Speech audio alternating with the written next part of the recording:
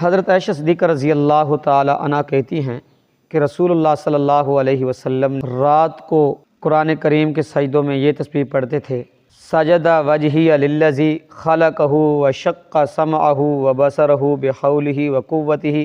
اس کا معنی: میرے منہ نے اس ذات کو سجدہ کیا جس نے اسے پیدا کیا اور اپنی قوت و قدرت سے کان اور آنکھیں بنائیں۔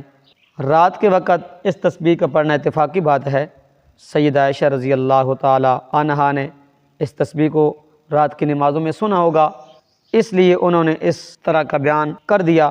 جب دن کو بھی قرآن کریم کے تلاوت کے سجدے میں کیے جانا ضروری ہے، جیسے نبی اکرم صلی اللہ علیہ وسلم نے ظہر کی نماز میں سجدے کی آیت پڑھی اور آپ صلی اللہ علیہ وسلم نے سجدہ تلاوت کیا۔